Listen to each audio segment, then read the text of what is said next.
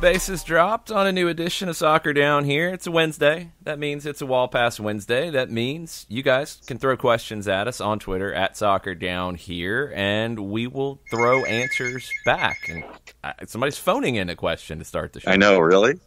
Seriously, good times. We'll take that one in the break, but we already do have a question. This was related to my history nugget for the morning that I posted.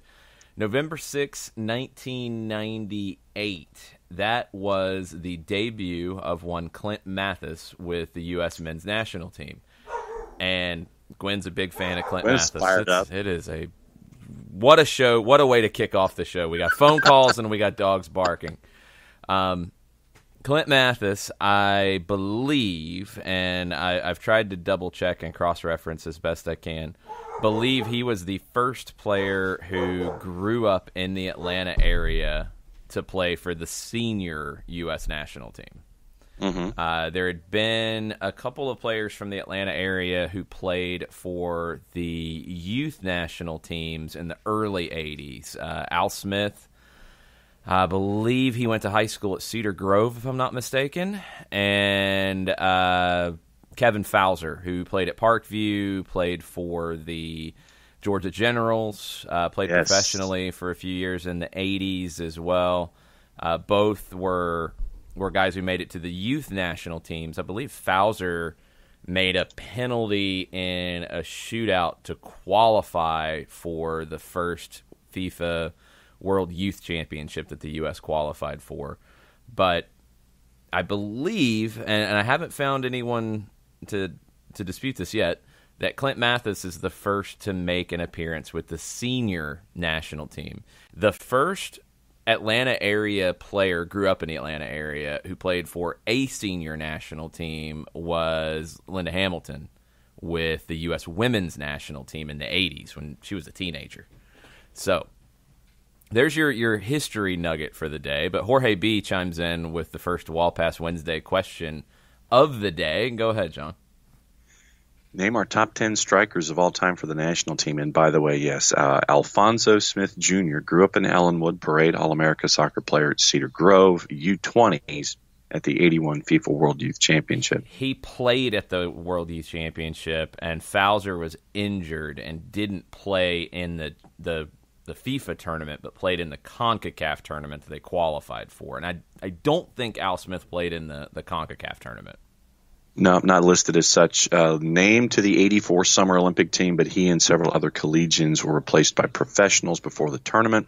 Yep. Selected first round by the Wichita Wings in the Major Indoor Soccer League draft. Yep. But, yeah, Jorge B. wanted to know top 10 strikers of all time and our lists for the USM&T. Okay. I believe you had been working on a list. Yeah. I had 12 for 10 spots, basically. Okay. I'm intrigued to see which 12 you're putting in this. Okay.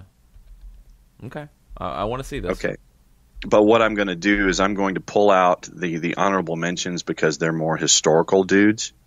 Okay. And so the two massive historical references, Joe Gaetjens and Bert Patnoe, I have them as honorable mentions. They'd be like 11 and 12. No, but let's get into this because this happens all the time whenever we get into a list like this. Joe Gaetjens played like 4 or 5 times for the U.S.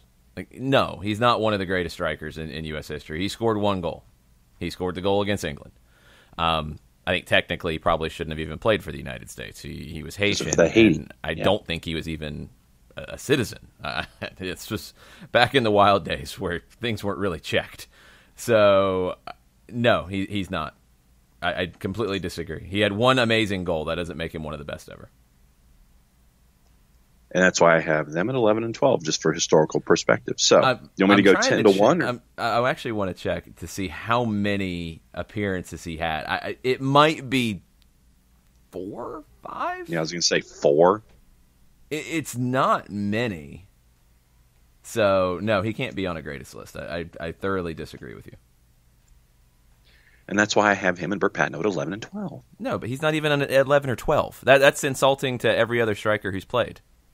Because there are so many better who contributed more to the national team than 1 goal in 1950. Sorry, it was a big goal. Hercules Gomez would be a part of that list. Okay. Above Joe Gaetjens and Burt Patno. Okay. And Patno's a whole different conversation. Like, you're talking about somebody who did play more and played in a World Cup in more games in 1930, a 1930 World Cup that you get to the semifinal with 13 teams, but you still did it. That's a different conversation from a historical reference, for sure. And when you look at their career, and that's the other big difference is, Patno is a player who was involved in the domestic leagues and was, very well regarded more than just 1 goal in 1 game. To answer your question, Gaetjens 3 with Haiti, simultaneous with 3 with the United States. 3 goals or 3 appearances? Appearances. Yeah. So no best. 1 goal period in 1950. Yep. So here's 1 through 10. Okay. And Clint Mathis is in the list. Okay. Donovan Dempsey, and for me that's like 1A, 1B. But Donovan number first? 1. Okay. Donovan, then Dempsey. And then the next grouping is Ernie Stewart, Brian McBride, okay, Winalda at 5, Bruce Murray at 6, Josie at 7. Ooh, okay. But the thing is, he's still active, and that's why I have him there, because there's room for that to go up. Okay. Joe Max Moore at 8, Clint at 9, and then Wegerle at 10. Ooh, Wegerle's not making the list for me. Would you put Gomez at your 10? Or no. You left some out. You left some out. Okay. I'll go Donovan and Dempsey, 1 and 2. Even though Dempsey did play some midfield with the national team, so did Donovan. I'll put them 1, 2. I'm gonna go Winalda 3. Okay. I'm gonna go Josie 4. I mean, Josie's got 42 goals. He's number 3 all time. That's why that low for me. No, he can't be that low, even if he's still playing. Right. Okay, he's got 42 goals. I'll go Winalda just ahead of him. He had 9 fewer caps than Josie's had. He's also got 8 fewer goals, but different time period too. So, yep. I'll go Eric 3, Josie 4, McBride 5.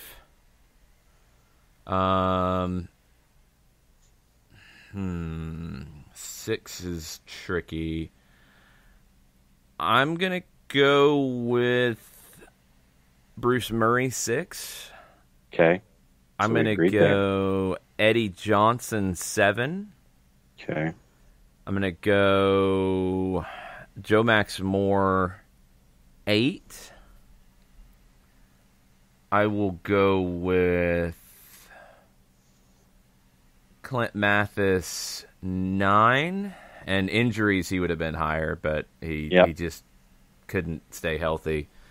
And 10, it's tricky. I'm going to go with Frankie Klopas. Okay.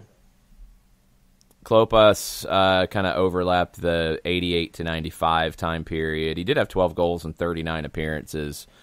Injuries, also trying to play in Europe, kind of took him away from the national team in a lot of that time period. So I'll go Klopas narrowly over Brian Ching, over Peter Vermees, because, yes, he was a forward when he first started playing with the national team, and a good one at that. Josh Wolf would be in that next conversation. I put Ernie Stewart more as a midfielder. I'm not going to put him in the striker conversation. Okay. So Yeah, Wegerle's further down for me. Okay. And it's just, for me, it's so hard to pull like Patnaud, who had 6 goals in 4 games in 1930 in the World Cup. And, I mean, I'll put him ahead of Gaetjens, but it's still only 4 games. So I'm not going to put him in the best ever. Hercules Gomez, 6 in 24 games. Taylor Twellman, 6 in 30 games. Chris Wondolowski, 11 goals in 35 games. Other strikers that you might know. You're getting further down. Charlie Davies is another one who would have been top 10 if he hadn't had the injury, the car crash. 4 goals in 17 games between 2007 and 2009. Roy Lassiter is one who could have been higher up the list. 4 goals in 30 games. Yeah, I'm good with my top 10. Okay. There you go. Yeah. And there were somewhere we agreed, some that were off the rails, and some that were in the same. Because I had like 3 distinct groups. And it was like, okay, Donovan Dempsey, 1A, 1B, you guys are over here.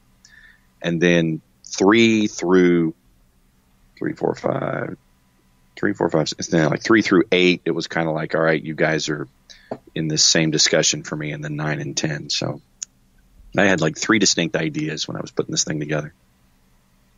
Okay. Well, there you go, Jorge B.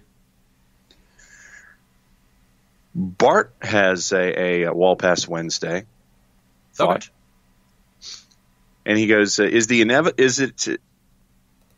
I'm trying to, it looks like there are some modifiers here that I have to try to figure out. Is it inevitable? He says, is the inevitable. But is it inevitable that the USMNT defeats Canada and Cuba by 3 or more goals to win the group, and Berhalter stays on, and we continue to develop the group, capital T, capital G, copyright, in the system, trademark, and never progress higher than 20-ish in the FIFA rankings? Oh, man. That's a bleak question there, Bart.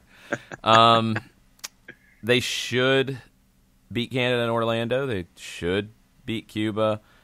I'm not convinced that if they don't beat Canada that Berhalter's losing his job. I just don't think that's going to happen, sadly. I think it should. I'm right there. If you can't get to the CONCACAF Nations League semifinals in a group with Canada and Cuba, if you can't get out of that group, no, you lose your job. Like, that's no. And this is the difference, I think, when we talk about the U.S. and other countries. If that was any other country in the top 20, no, you're gone. Bye. See ya. Yep. Yeah, the idea was to build for the future and build for the long haul in this World Cup cycle. But come on, man, like this is an easier road than the Gold Cup. And I'm not trying to diminish Canada. And I saw a lot of Canadian soccer fans really in their feelings about the U.S. commentary around the U.S.-Canada game. It's not a knock on Canada. We said it here on this show a lot going in that it was going to be a tough game. I'm not worried about the result as much as the way the result happened. That's what upset me more. And that has nothing to do with Canada. Canada was good. Canada is what you expect Canada to be at this point. They're a good side. They're a much better side than they've been in recent years. Yep. But the U.S. was awful.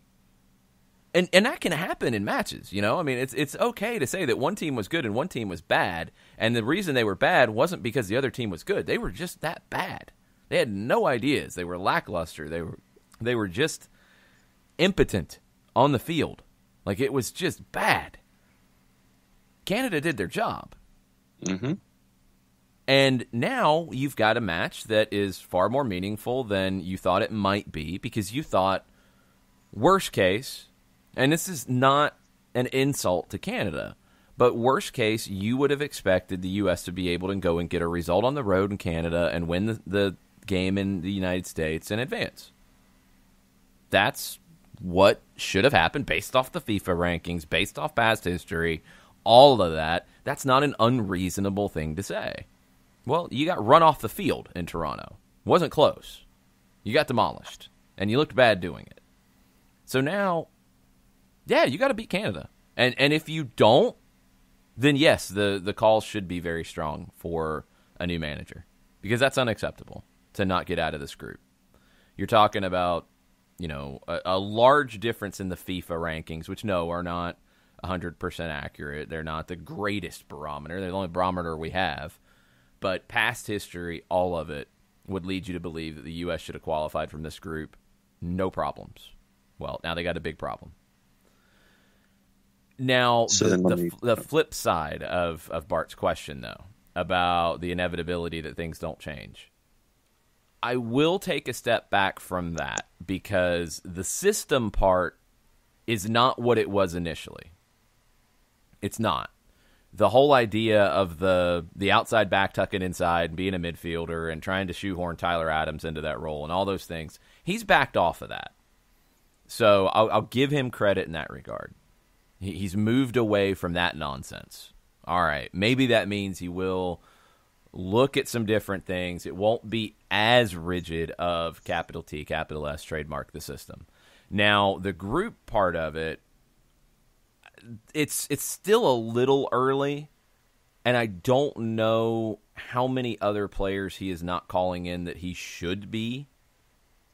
That's the question that I think comes up a lot in this is, he's calling them MLS guys. Okay, who should he call instead? And there's not really a ton of different answers. I don't have a problem with calling MLS guys. I'm not that guy. I'm not going to sit here and say that you can't call an MLS guy and they can't play at this level because teams that are beating you are calling in MLS guys and beating you with MLS guys. So you can call in MLS guys and you can win games. That's foolish to say that you can't. He's not playing Will Trapp over better players. And that was something that I did have a little bit of a concern with because of the history and because of Trapp knowing what Berhalter wants in that role. That's not happening now. Okay, that's progress.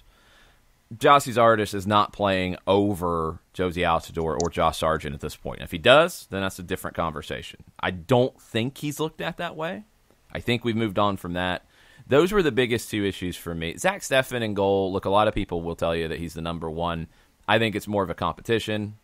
That's just me. I think I'm in the minority on this. That's cool. But Zach Steffen playing in goal is not an upsetting thing. It's not a shock here. So I will back off of that, the second part of what Bart said, that it's inevitable that it doesn't get better, all that stuff. I'm gonna back off of that part. But I'm right there with Bart and I think a good number of people in that if you don't get the results you need in these games coming up, your job's in question. Your job should be in question because that's unacceptable. These are competitive matches, and this is an opportunity to get one or two more higher stakes matches next year when you need them to go into World Cup qualifying. You don't get them, that's 2 games you're missing out on. This program has missed out on a lot of games over the last few years. Olympics, World Cup. It takes a toll, and it makes it a deeper hole to climb out of. So they got to qualify for the semifinals. They have to. If they don't, all bets are off. Let me go backwards from what you were talking about. For me, I've always thought of the goalie situation as a competition, but that is further down the list of things to sit there and talk about. I think that I'd love to see Brad Guzan obviously get more reps, and I think that it should be viewed as a competition with the pool that's here in the United States. But let me ask you something about competition in and of itself going up against Canada and inevitably against Cuba. Let me ask you this. Let's say, and this is where I'm trying to add context to the situation. Let's say that Team Canada goes to the Laredo garage on their way down to Orlando, grabs 95 MARTA buses, puts them all in front of the net, tips them over, sets them on fire, slashes the tires, and it is one of the most god-awful viewing experiences ever, and it's a goalless draw. Because of how Canada would have approached that match to try to continue to go forward, should it still be viewed that, yes, the USMNT are better than this, should have found a way to put goals in the net, despite how Canada probably is going to approach this match? Yes. There's no excuse for that. Canada's not coming in here with any obligation to entertain anybody or make it an open game for the U.S. to have more of a chance. They have no obligation to do that. This is the big boys, okay? This is where you're trying to advance. And if you're Canada going into the U.S. when all you need's a draw, yeah, that's how you're going to play. And no, it's no excuse. And if you try to use that excuse, bye. Adios. See ya. Because you blew it in the first game. You wanted to avoid that situation? Don't do what you did in Toronto. Now, you got to deal with it. And yes, there will be multiple buses parked in front of the goal, probably, but also, let's go back to that game in Toronto. 4-4-2 diamond, no answers from the U.S., dangerous on the counter with speed up top, Alphonso Davies, Jonathan David. They don't have to sit and truly just park the bus and bunker. They've got a way out with Davies and David. So, no, you made this bed. You've got to figure it out. That doesn't give you an excuse. That doesn't give you an out. Other questions this morning. Alex Krupp has been very busy. He's already got 2 in the barn. And he says, first one, according to Chris Vermeister, part of the SDH All-Stars over at Pro Soccer USA. He says, Domitron is indeed leaving NYCFC, though it's not yet officially official. If you were City Football Group, how would you replace him? And I think there's already stuff in place, yeah? Well, supposedly. I mean, it's not definite. And it was Glenn Crooks over at Pro Soccer USA who had a lot of insight into this. Dome not happy with both New York City and I think just some of the challenges in MLS. Sounds like he's got a foot out the door and just waiting to make it official. Okay. There's rumors that he might be in consideration for another MLS job. That makes no sense. I mean, a lot of his issues are New York related about getting players in and getting players in quickly and those types of things. But he's also talked about the travel and different things. I wouldn't expect him to stay in MLS. I wonder if Montreal might be the one that if he did go somewhere else that he might. Maybe. Who knows? I don't think so. But who do they have coming in? Now, one of the things that Glenn Crooks said that was really interesting over at Pro Soccer USA is Dome Tarrant go back early in the season when they couldn't find a win. They had a bunch of draws, but they couldn't find a win. And he felt like that if he didn't get a result, I think it was the DC game, I'll have to go back and double check, that he was going to get fired. And they would have brought in somebody else. I mean, he thought his job was in peril early in the season. So, Furmeister did have an update on it. Sorry, I didn't mean to diminish that. I know Crooks has had a lot of stuff on this too, and Crooks calling games for NYC probably knows Dome Tarrant better than anyone else in the country. The idea is that Giovanni Van Bronckhorst will take over for Tarrant, and that's according to Sam Stajkal and others. So Van Bronckhorst managed Feyenoord through the end of the last Eredivisie season. He's won a league title in 2017. Joined City Football Group, I think in August, if I'm not mistaken. And that's when rumors started that he'd eventually come to New York. Also, it's when rumors started that he'd eventually take over at Manchester City. But he's been working with the academy, with City Football Group. He's been doing different things. It's felt like he's been a coach in waiting. Well, I think the waiting's over. And if Dome Tarrant's gone, I think it's Van Bronckhorst who comes in. To answer your question, Ian Quillen, back April 21st, before the 2-0 win in Week 8 at DC United, Dome had revealed to Club Radio that he felt he was on the hot seat. Yeah, that was Glenn. That right. So, frustrated following the 3-3 draw at the opening of Allianz. Quote, I said to them at the time, you are much better. He said post-game at Audi Field, maybe you don't have the right head coach, but you are much better than what you think. And that comes from Glenn Crooks as well. So, Glenn getting referenced a lot this morning. Second question from Alex. Did Newcastle pay out Miguel Almiron's full transfer up front, and did any of it go back to Lanús? Yeah, I mean, of course, some of it went to Lanús, some of it went to Cerro Porteño, I believe, too. I think they had a percentage sell-on baked into the deal, or it was part of the solidarity or transfer situation, whatever. I know Cerro Porteño got a little bit. I know Lanús got some. Anytime you're going to transfer a player that age, like, you're going to get a percentage on their next sale. That's just kind of standard operating procedure. So I don't know what the percentages were. That stuff doesn't ever truly become public. But yeah, Lanús made money on the deal.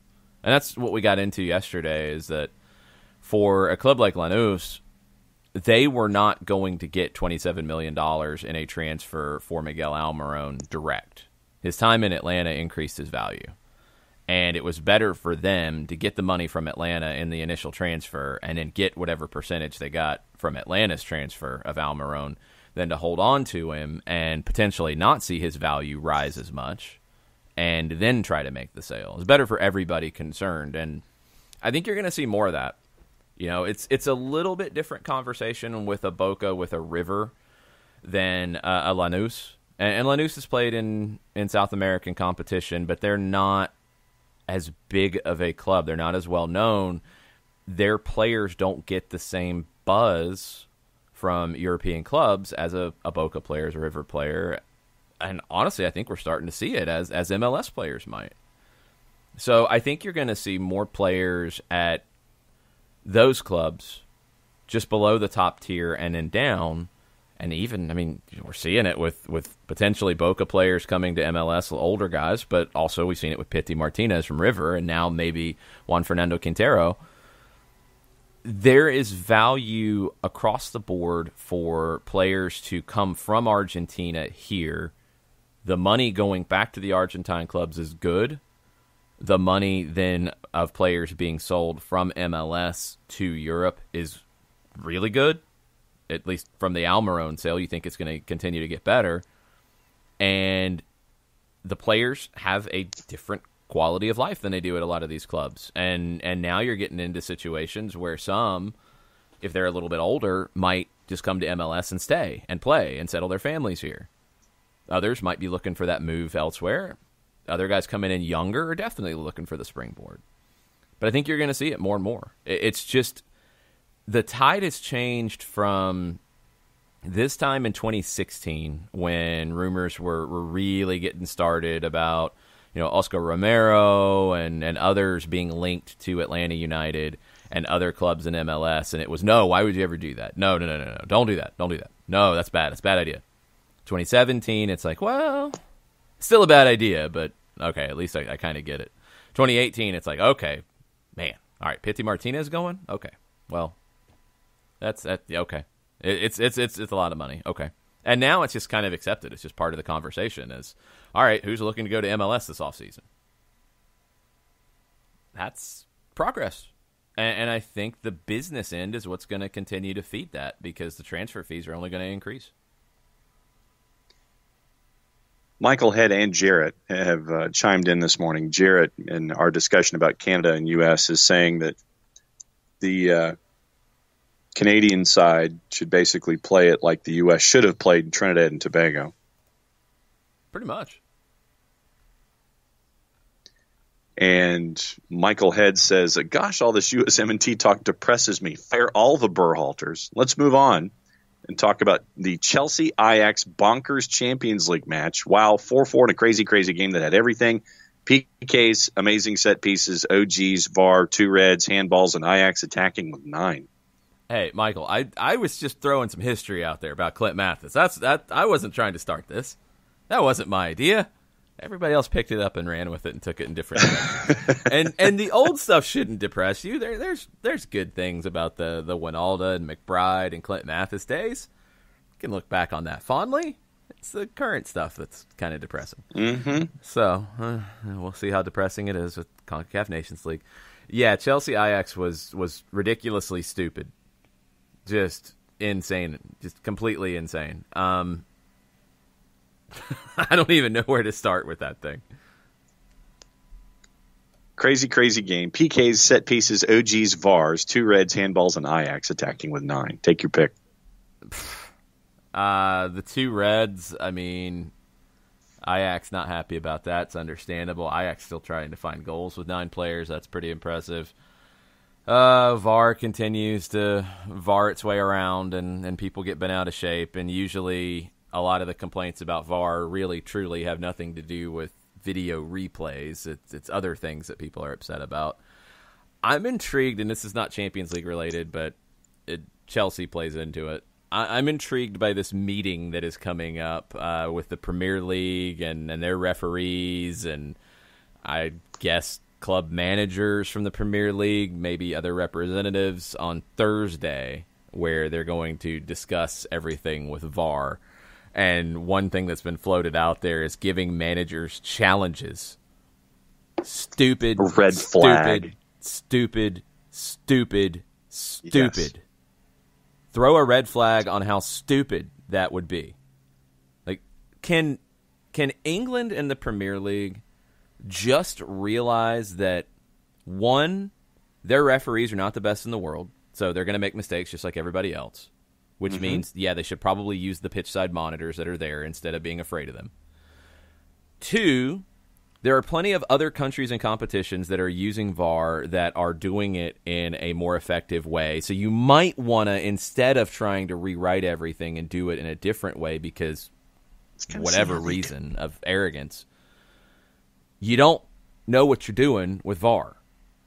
Look at the groups that are using it the right way and maybe model it after them. Get it right, because everybody's freaking out about the idea of VAR, and that's not the problem. It's the implementation in England that is awful. And adding challenges to it? Get out. No, just stop it. Just no. I think that's the word I'm looking for. No.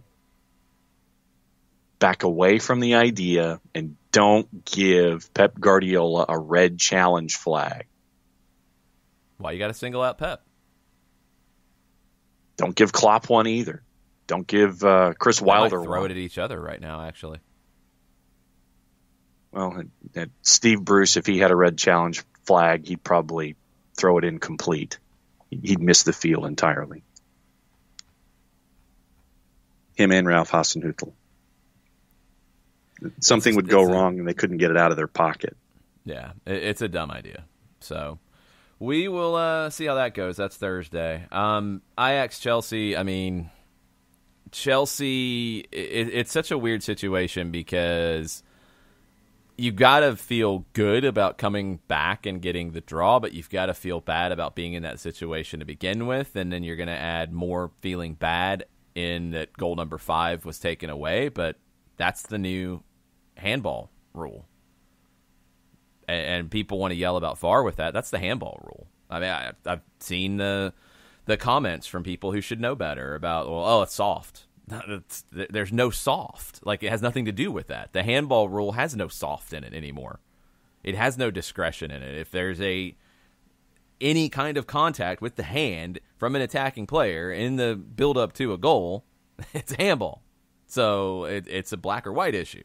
Take it up with IFAB and the laws of the game. I think the handball rewrite has been awful. Just completely and utterly awful. So that's what they have to deal with. It's not a VAR thing. It's not a soft handball. It's a handball according to the rules. It is what it is. There's no discretion. Take it up with the rule book. Take it up with the change to the rule book. That's the important thing here. Is this is not what it was before the season. They tried to make it more black and white, and they've made it worse. So fix it. That's something IFAB needs to do. And as I've said many times when VAR comes up, I feel like IFAB has to do a better job going forward in the post-VAR world of staying on top of things with rule changes, with things that VAR is putting a spotlight on that maybe they didn't consider in the same way when these rules were written decades and decades ago, or when they've been modified in recent years. And the offside rule is one that's going to have to be looked at. I mean, I don't think the original intent of the rule and the way it was written was ever to have the technology that you have now to get down to centimeters. I don't think that was the idea behind it at all, because you couldn't envision that. So now that you have it, all right, is that what you want? And I think most would say no. So, okay, how do you write it to make it work now? Because you have to write this to where it actually makes sense. You can't have a gray area law of the game. So that's going to be the challenge for IFAB. El Mata Flo has chimed in this morning, and I know that the two of us are still looking at Swansea City toward the top of the championship in Sky Bet and wondering what investment is not going to come in the January transfer window. Man, y'all are bitter. Yeah, well, I am. I'm incredibly bitter at the lack of investment, but that's just me. Two questions from El Mata Flo. One's a statement, actually. He says, for those who are down in the USMNT, it sounds like Klinsmann's going to be the next head coach of Ecuador, meaning the USA will win a friendly in the next 24 months when the teams inevitably meet. So there's that. Yay. And then the question for the morning, he says, in your opinion, which league/competition uses VAR the best? That's a good one. That might take a little bit of research. I think Germany might be the most efficient. I think they've got the best combination of technology and efficiency and a centralized location, because I think the centralized location is a good part to it that MLS does not have. MLS doesn't have as much with the camera angles as some of the others as well. But I think MLS VAR has gotten a lot better. A lot of it, for me, is going to come down to the actual assignment of video assistant referees. I don't like how MLS does it, where it's just people who are either fourth officials the week prior, or reffing in USL the week prior, or reffing in MLS the week prior. They need to be specialized, just like assistant referees are now specialized, and you don't see the youth idea and the old school idea of like, oh well, I'll be the AR this time, then I'll be the center referee next game. No, it's you're special. You're specialized in, I am an AR, I am a center or a fourth, which is different. VAR needs to be, I am a VAR. And I think in terms of situations where you have retired referees who don't have the fitness, don't match the fitness anymore to be able to do this, okay, put them in the booth. Yep. Use their experience. I mean, the Premier League, and I heard this on, I believe it was on the Champions League show yesterday as I was driving around with Christian Jack and Janusz Mihalik. There's an injured referee right now. I believe he broke his leg, so can't work in the league. But they won't put him in the VAR booth because he's injured. What? Yeah, they won't put him there because he's injured and he's not, I guess, an active referee. Well, he does still have a brain. I think he can sit. I was going to say, the stuff between the ears ain't injured.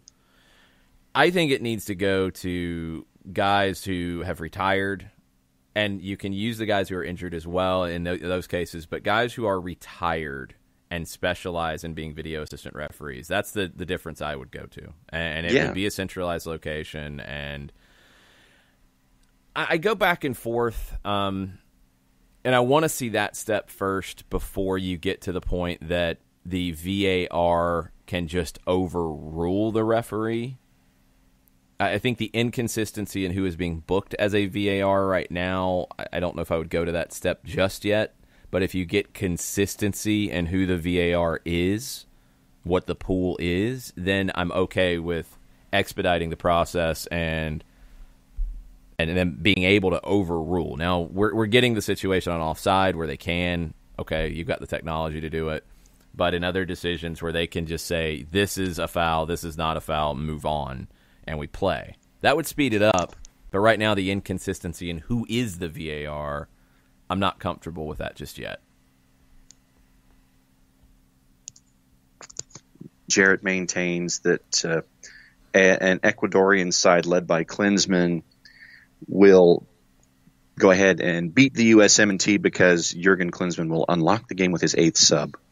Oh, he's the master of the 6th and 7th sub, that's for sure. So, yippee. Friendlies don't matter. They really don't matter. I mean, all the excitement about winning friendlies in the Klinsmann era, good grief. No, that doesn't mean anything. It just doesn't. Let's take a break. We'll come back, get into more Wall Pass Wednesday on the other side. We've also got some news and notes from around MLS. There's a Cup final on Sunday to talk about, and it's a pretty hot ticket.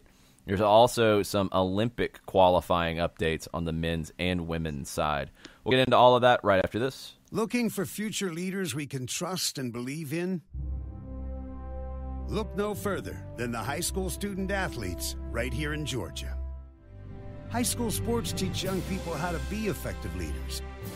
It begins by making their grades and being on time for practice. It includes learning to listen, following directions, accepting responsibility, being a good role model. And it's about respect for officials, opponents, the rules, and each other. The result? It transcends sports. It gives us hope for the future. High school sports. There's so much more than just a game. This message presented by the Georgia High School Association and the Georgia Athletic Directors Association.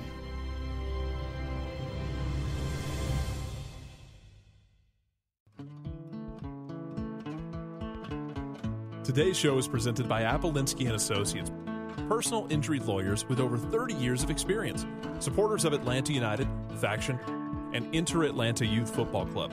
If you've been hurt in a wreck, contact Steve today at steve@aa-legal.com or call in 24/7 at 404-377-9191. The initial consultation is free. We know that every driver is different, and a one-size policy does not fit all. That's why Country Financial offers a variety of discounts, so you get the coverage you need and the savings you deserve. From good driver to good student, multi-policy to multi-car, we've got a discount to suit every driver. Call Jason Wright at 678-568-6871 today to see what you could save. On Facebook at Jason Wright Agency or by phone at 678-568-6871. Discounts vary by state. Policies issued by Country Mutual Insurance Company, Country Preferred Insurance Company, or Country Casualty Insurance Company, Bloomington, Illinois.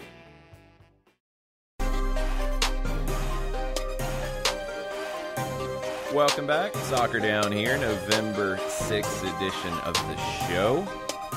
MLS Cup final this weekend. Let's jump into a little bit from Seattle as both teams are preparing. The average resale price of an MLS Cup ticket as of Tuesday was $622.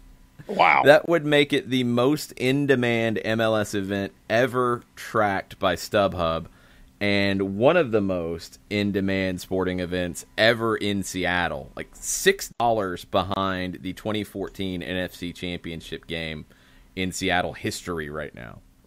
So this thing's going to be big.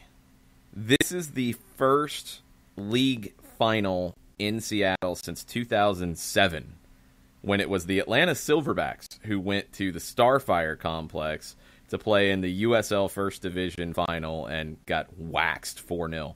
Brian Schmetzer was the manager at that time for the Sounders. A couple players went on from that team to follow into MLS with the team that started in 2009. It's been a while. There's a great piece from Matt Pence over at The Athletic about that final and kind of the legacy of it and some of the stories involving some of the players from that. The Sounders, 24-4-4 when Nico Lodeiro and Raul Ruidiaz both start. I would have to say at this point, especially with the Josie Altidore injury and saying it's going to take a miracle for him to be able to play, Seattle has to be a fairly big favorite right now. And for those who might be looking to take the trip, our friends at SeatGiant.com, you can get into the upper 300s for as low as $198 each. Okay, so that's the low end to get in, is $198, yes, according to SeatGiant. Yeah, the low end to get in. The average resale price, according to StubHub yesterday, was $622.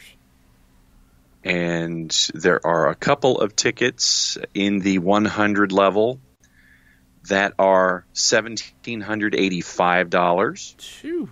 Some that are $1,617. Some that are $1,584. So there are some 4-digit tickets that are out there. Well, yeah. I mean, if that's the average, then yes.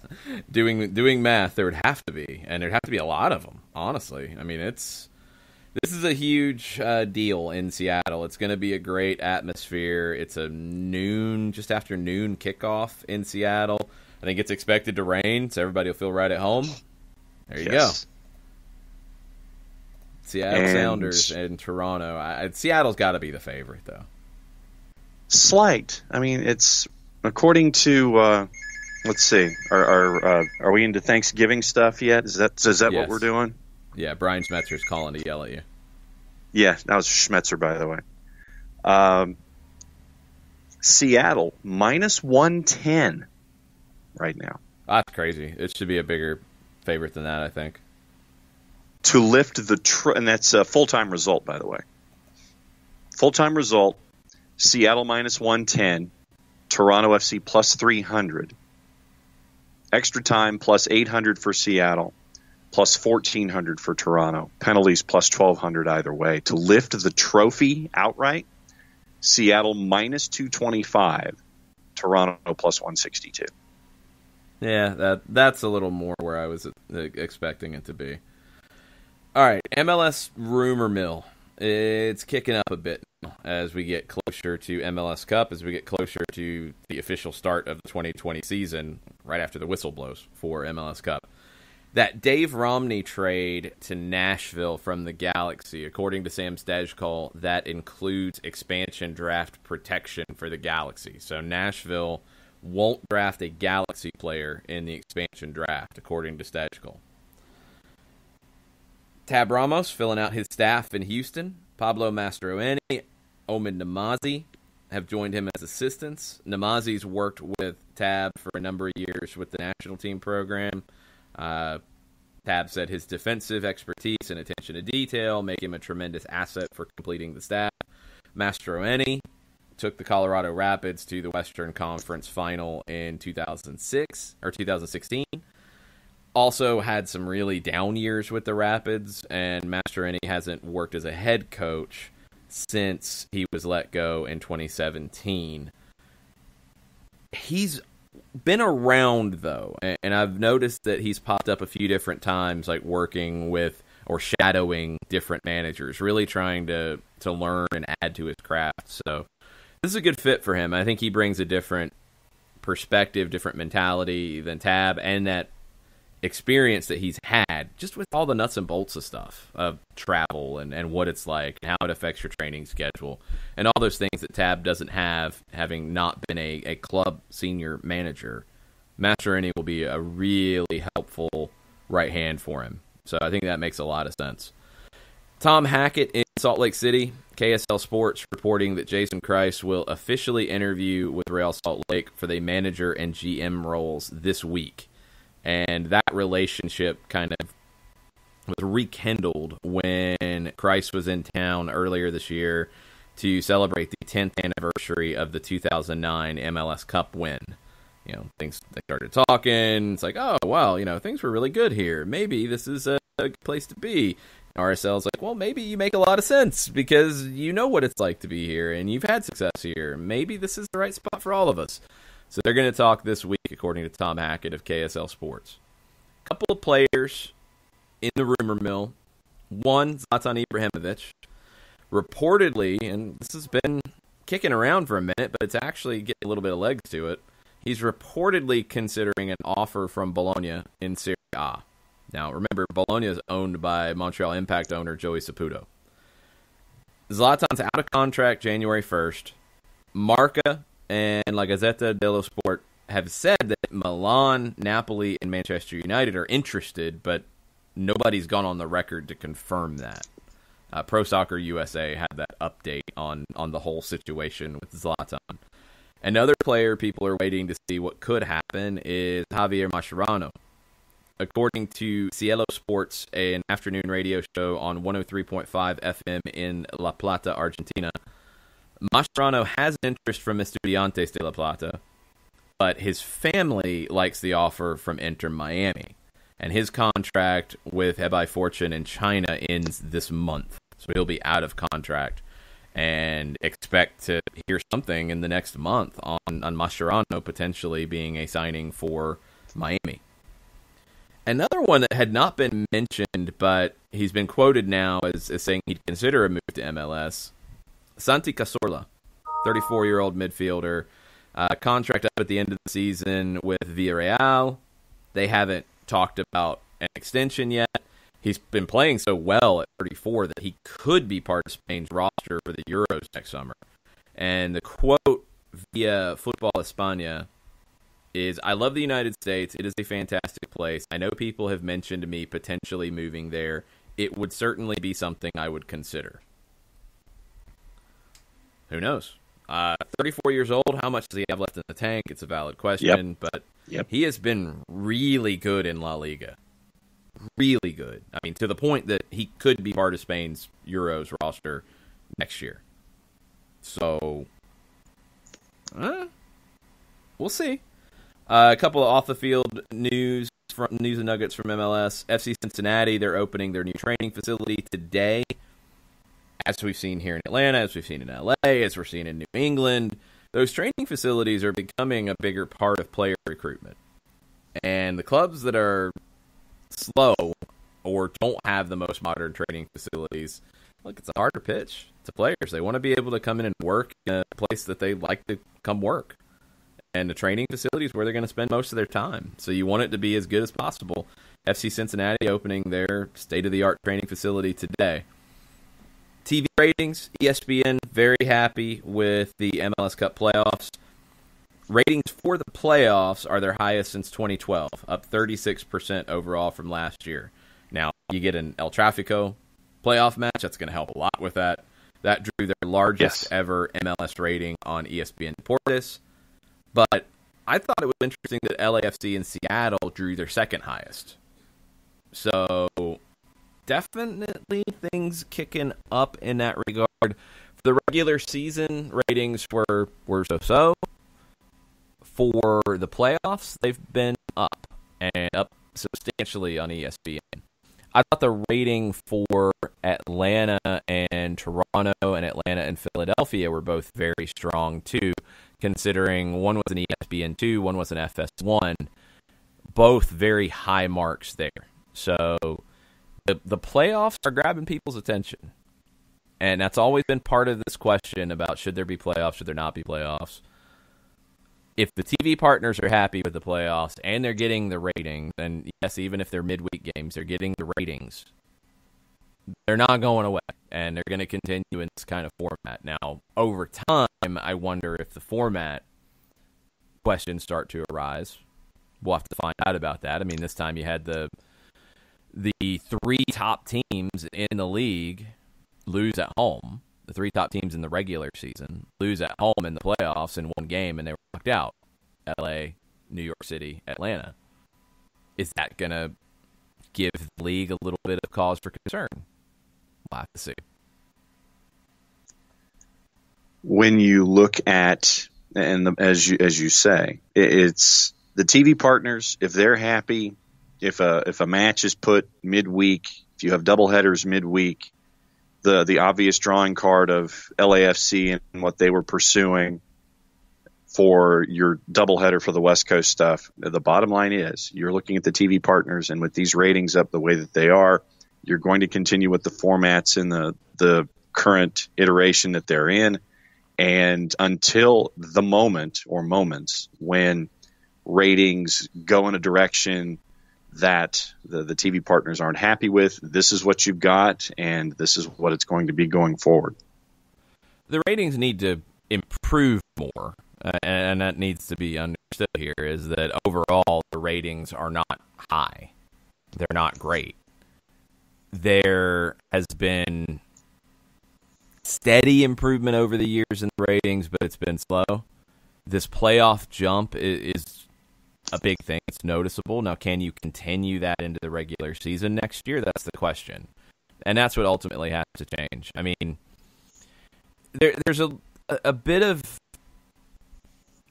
I guess, different factors that come into this next MLS TV deal. It really feels like a watershed moment for the league because you have the potential for streaming to become a bigger deal.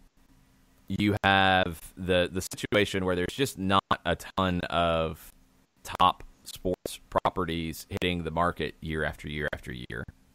You know, getting locked up for longer terms, and you can't get into the business. And in the TV world, live sports is really the best way for advertisers to reach the demographics they're trying to reach. And MLS has trended very young in those demographics. It's why, you know, people have looked at WWE SmackDown, for example, go to Fox and say, oh, the ratings aren't very good. But they're dominating the ratings with the younger age group. Yep. And that's the factor. It's not necessarily the overall. Like I saw, I think this past Friday, the average age of the SmackDown viewer was the youngest of the primetime major networks by a huge margin. Like, not even close. And for advertisers, that's critically important. And what you're seeing in that particular instance is Friday night, traditionally, is a black hole for viewers and ratings.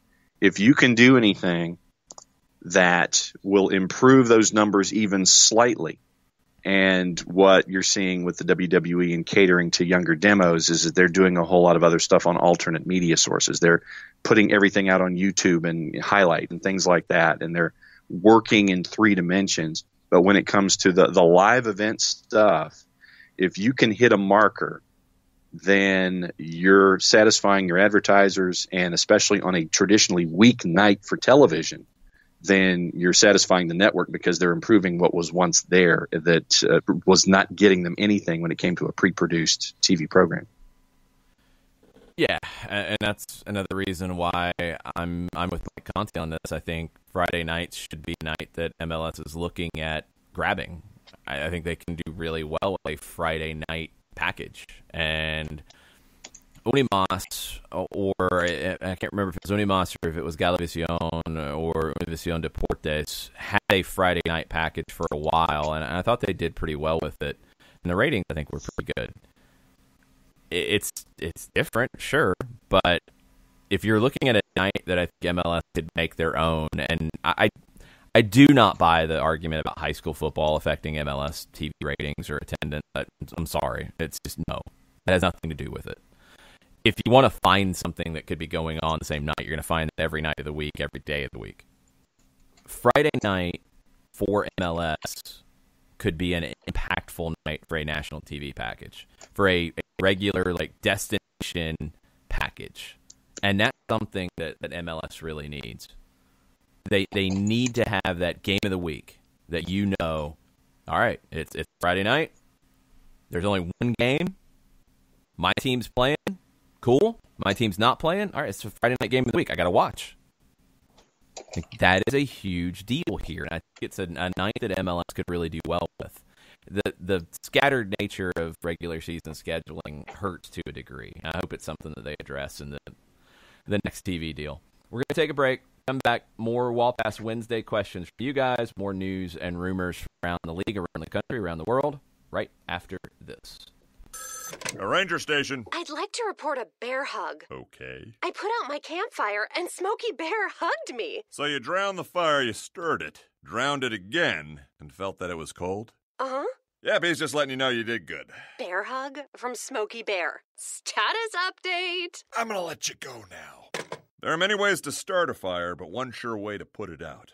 Learn how you can do your part at SmokeyBear.com. Sponsored by the U.S. Forest Service, Ad Council, and your state forester. As a business owner, you know that every year brings new challenges and opportunities. The success of your business demands expertise and focus. And Country Financial can help you keep that focus by helping ensure you have the right insurance protection in place to meet your goals. Jason Wright can help you create a customized insurance plan that has coverages designed just for your business. Give Jason a call at 678-568-6871 or reach him on Facebook at Jason Wright Agency. Coverages vary by state. Policies issued by Country Mutual Insurance Company, Bloomington, Illinois. This is what matters. This is beyond X's and O's. This is the difference mutual respect makes. This is what character looks like. This is what defines us in Georgia. This is sportsmanship.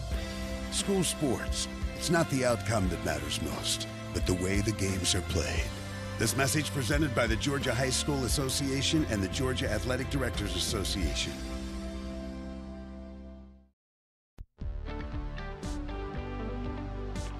If you've been hurt in a car wreck, contact my friend Steve Apolinsky of Apolinsky and Associates. He's been representing individuals for over 30 years throughout Georgia and Alabama. Email him at steve@aa-legal.com or call him 24/7 at 404-377-9191. The initial consultation is free.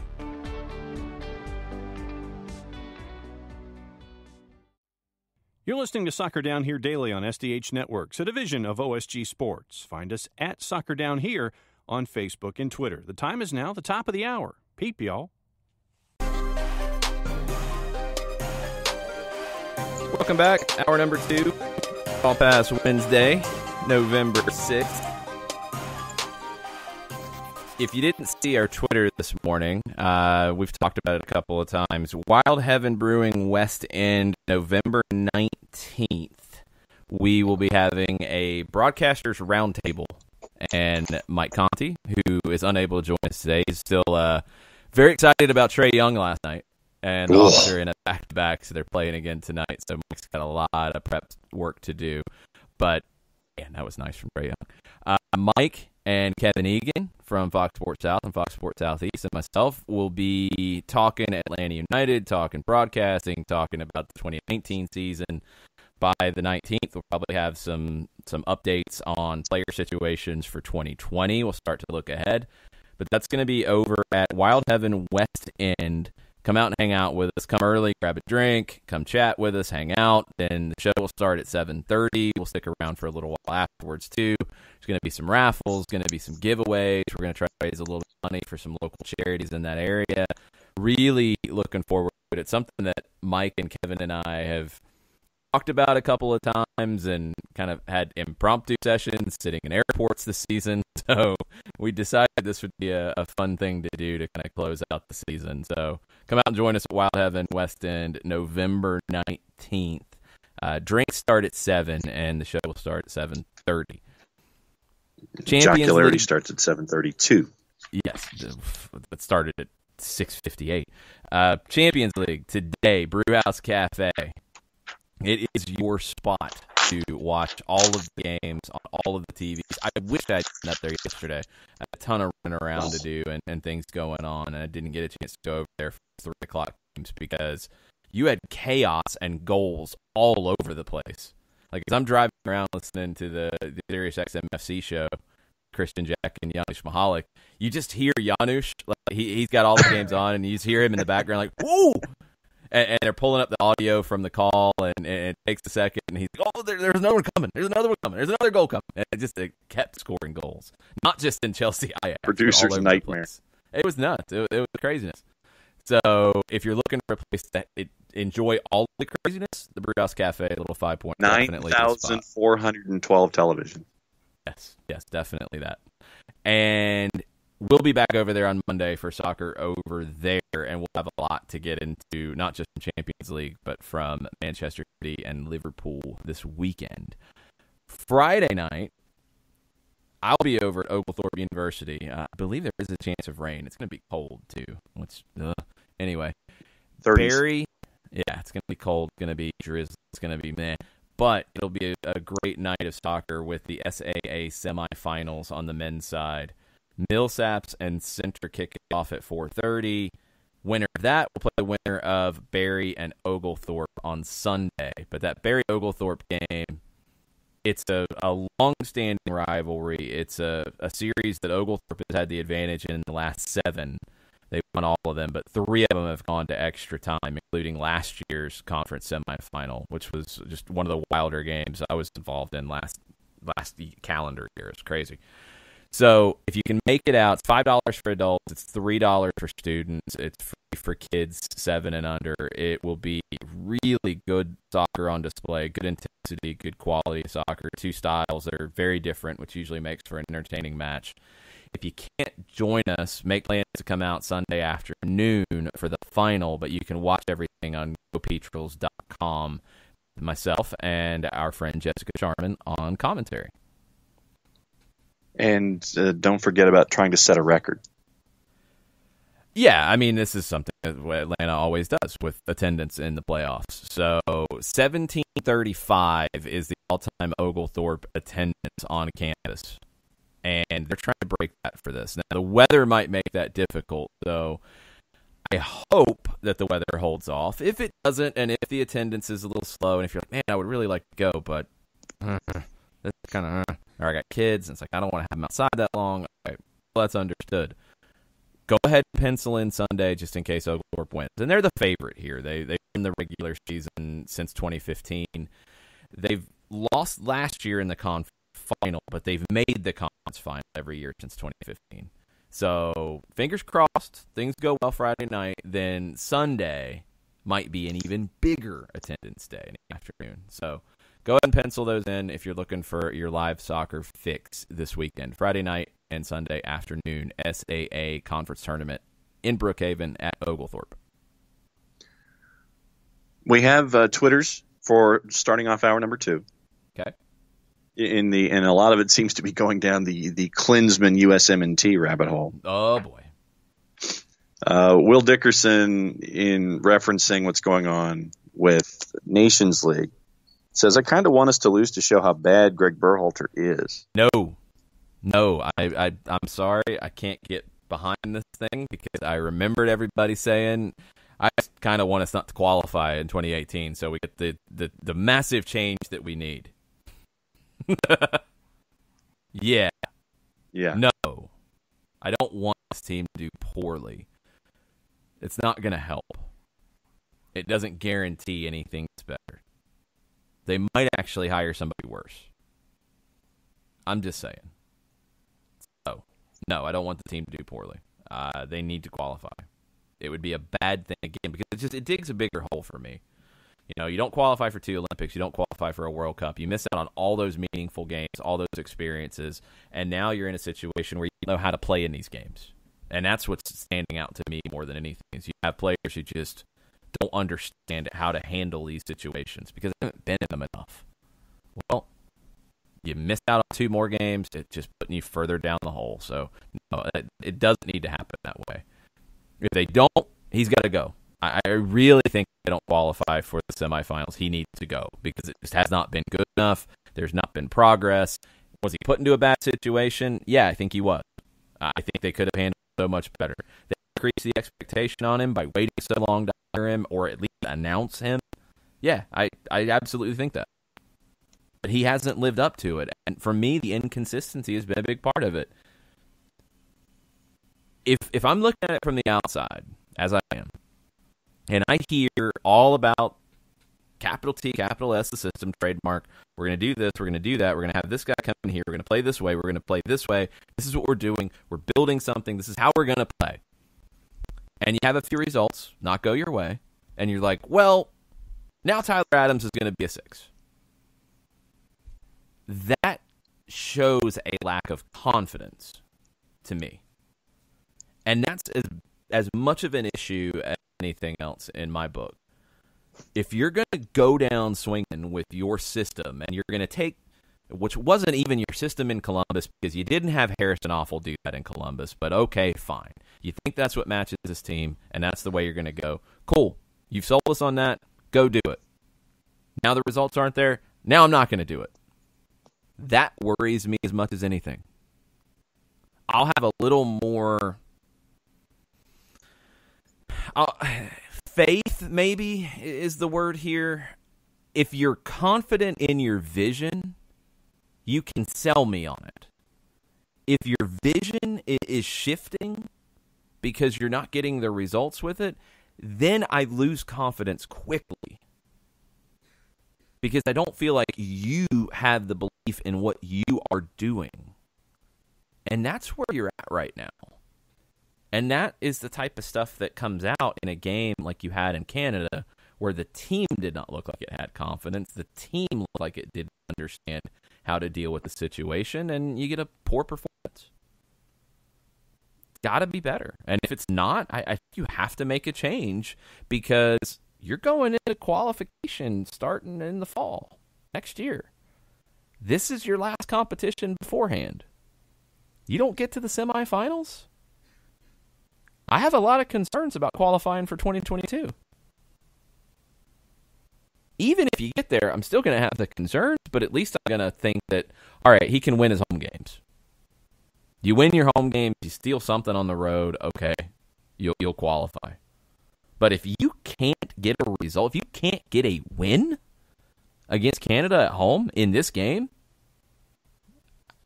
I'm supposed to think you're going to do it in the next year. That could mean qualification for a World Cup. I'm not exaggerating. That's the situation you're going to be in. Canada's more than likely going to be in it now because of their win at home in CONCACAF Nations League. They're going to be part of this. If you can't beat them in Orlando in this, why would I think you can beat them in a World Cup qualifier a year later? But with Jay Berhalter a part of the hiring-firing equation. I don't care about Jay Berhalter. I honestly don't care about that right now. And you don't know that he is part of that. He's not the CEO right now. There isn't one, which is another big issue that probably should have gotten on that a while ago. Yes. And all of this stuff is all adding up to complete and utter chaos at Soccer House. Mm-hmm. And that is a bigger issue than the very specific thing I'm saying right now. If you cannot qualify through the CONCACAF Nations League for the semifinal in a 3-team group with Canada and Cuba, there is no guarantee you can survive the Hex and qualify for World Cup 22. If you can't do that, it's time to go. It's time to make sure that you feel like you're making progress towards qualifying for 2022. If you can't beat Canada at home, there's no guarantee of that. Because if something negative happens in Orlando against Canada, don't you play Cuba in the Caymans for... No, it's not even that. It has nothing to do with it. You lose to Canada, you draw to Canada, you're not going, period. Right. Flat out. Forget Cuba. Forget the Cayman Islands. Go send the 17th to that game. You got to beat Canada now. Flat out. You don't beat Canada and Orlando, forget the rest of it. Go send the Olympic team as they get ready for qualification next year. With a manager who might be taking another job and leaving it, and then you're stuck again. So, yay, U.S. Soccer. So excited about it. You got to beat Canada flat out. You can't even think about Cuba right now. You have to see if beat Canada. Yeah, you have to beat Canada. All right, Michael Ruiz, back to MLS quickly. He says, speaking of players in Spain, I think MLS and NYCFC should be proud of how Yangel Herrera is playing in La Liga. 16 games for Huesca last season, started 7 of 12 matches for Granada, and 2 sub appearances and a goal. I wonder if he's going to ever be a Manchester City player, because that's who he's under contract to. Right. I don't know. Maybe. He was great with New York City, and he was another one that I don't think they've completely and utterly replaced, although Dome Tarrant had a pretty good midfield this year once he got his hands on it with Keaton Parks and Maxi Morales and Alexander Ring. Yeah, I mean, that's the level of where MLS is. You can have a young kid come here, play, get experience, and then go to La Liga and be very good. I mean, he's not at major clubs, and that is something to keep in mind. But I just wonder if he's going to break through at Manchester City, and it's been a while now. So is he going to be able to get there? Is he going to be one of these guys like we've seen at Manchester City and Chelsea and others who sign everybody under the sun and loan them out and loan them out and loan them out, and they never break through at the parent club? I hope not. I think he's a talented player, but I don't know if he's at that level. That's the question. But he's been very good in Spain, and if he's not in Manchester, he'll be somewhere else. that's not a problem. He'll have no shortage of teams looking to sign him. But yeah, NYC should feel proud about it because they were a big part of his development. Absolutely. Mr. Soccer Critic and Elmada Flow continue talking about Klinsman on their own. Jorge has hope if Klinsman does take that gig. Five Stripe fan Mark Earhart has hope that he'll do what? Do well in Ecuador? Do well. Yeah, do well. History of having talent underperforming in every tournament at the senior level. Yeah, it's a different situation. I don't know Ecuador's managerial history at this point. I don't know if they've had a European manager before. And that could be something that helps even as much as Klinsman's actual job. The thing about Klinsman is he's got to have the right number two. If he doesn't, forget it. He's not going to do anything for you tactically. Like it's not going to happen. He's a good man manager, I think. He's obviously charismatic. He's obviously going to be able to motivate the team at least for a while. But if he doesn't have the right assistant with him who is in charge of the training, in charge of the tactics, it's not going to be successful. Mark Earhart has a question. He says he's curious on our thoughts on advertiser attitudes towards soccer. There are fewer interruptions, but constant access via sideline ad boards. He says it seems like a win for them, but it's different from most sports. # Ball Pass Wednesday. Yeah, it's different, and I think it's different in the United States where advertisers are not used to that. And that's probably part of the process of getting them to understand that, no, it's not traditional in terms of the advertising opportunities that you will have, but there are some very unique ones that you can take full advantage of. And look at Liga MX on TV and some of the ways that they do things that American soccer broadcasts don't do. You know, you have some of the graphics laid over top of the field at times in dead ball situations. You've got like computer-generated trucks driving onto the field coming out of the halftime break, and the field getting pummeled and then coming back to shape and all kinds of stuff like that. So like, there's definitely some things that you can do in a non-traditional sense, and that's something I hope MLS takes advantage of and sells it to the right people who are advertising in other countries and say, well, hey, can we do what we do in Mexico here? It's different. It's going to be different for the audience, but I think it is something that's possible. I mean, you look at games, whether it's radio or TV in Costa Rica and Colombia, it's a very different type of presentation, and the sponsorship element is a big part of it. You know, you'll have jingles played, you'll have some stuff going on. It's like, wow, what? That's really odd. But it's how they incorporate advertising. And yeah, the sponsors are critical because they pay the bills. So I hope it's something that MLS can continue to sell and create some unique opportunities in it. But it's something that I do think they need to look outside the box a little bit more. And when you look at what, you know, and you and I watch soccer product outside the United States a fair bit, and you're looking at, and what you're seeing in the United States is you're seeing the elongated pregame shows that they're including as the traditional programming, but they're including it in the advertising brick that is that whole broadcast window. And with soccer being the visual continuous medium that it is, you're seeing things with score bugs, and you're seeing things with the advertiser boards and things like that. And so the United States version hasn't quite gotten to where what we're seeing with Liga MX or, you know, for me, Costa Rica, Colombia, that kind of stuff. But I think it's going to take, you're seeing these steps, and what it does is I think it gives you the opportunity to give some imagination as to where you might want to do things differently, like you're seeing with Liga MX. And so it is a template that you can play with, but it's just trying to figure out the visual medium that's there and the continual action that you're seeing and how to take the best advantage of that when it comes to advertising and programming in and around the match itself. And so there's room to grow and room to show some imagination when it comes to that kind of stuff.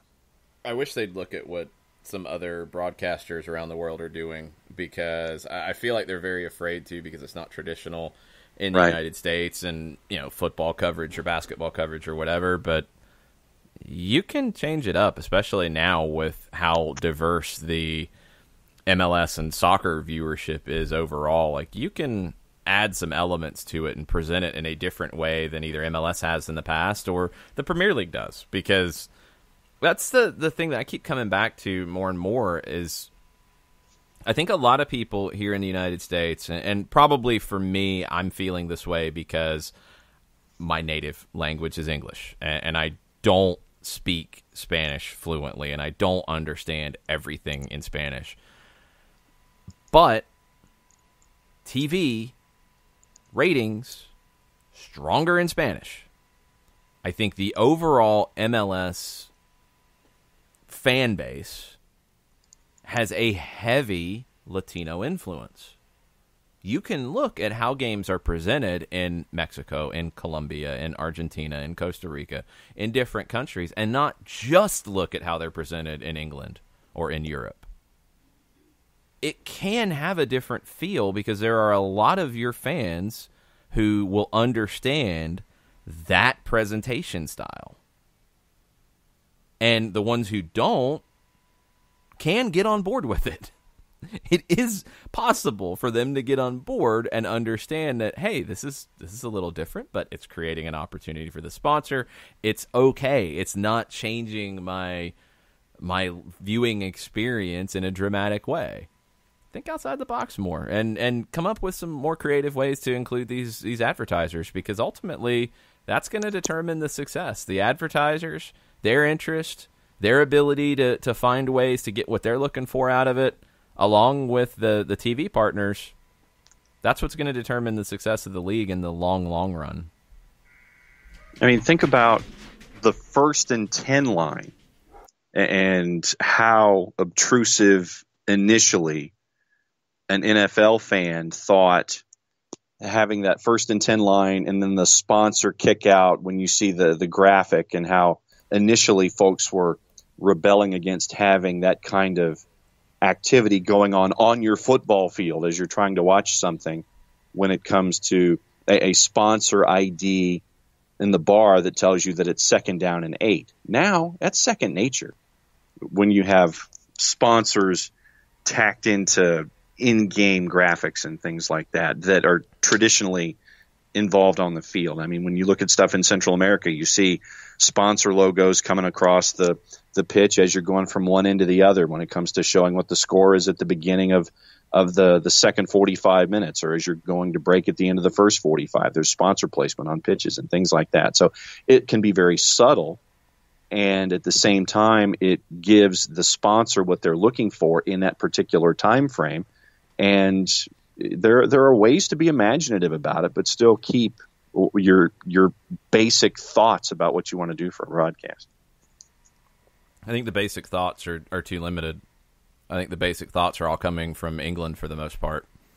There's plenty of other countries that broadcast the game that you can pull from. And I hope that they start to explore that more, because I think they would benefit from it if they would. Bart has a question with the information that came out yesterday. Where are your ideal locations for the CONCACAF Women's Olympic Qualifying Tournament in January? And me wondering about hosting venues. He says his would be the LA Stadia or Orlando and Tampa. So it will be in the United States. It'll be January 28th through February 9th. Official draw and host cities announcement will take place tomorrow afternoon, 2:30.